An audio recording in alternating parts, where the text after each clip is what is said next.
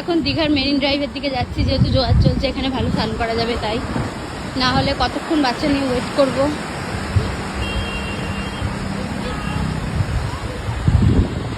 এই যে খুব সুন্দর জোয়ার চলছে। ওই যে ওইদিকে রিসা আবার পরি হাঁটছে, এখানে তো আরো সরু, আমি আবার হাঁটবো না এখান দিয়ে।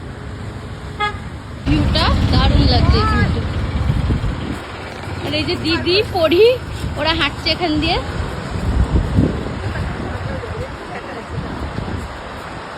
বেশ ঠান্ডা হাওয়া, হেবি সুন্দর লাগছে দেখতে।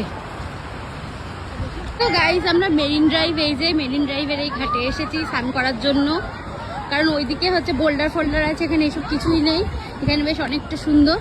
তো এখানে হচ্ছে দেখা যাক, স্নান করার ইচ্ছা আছে।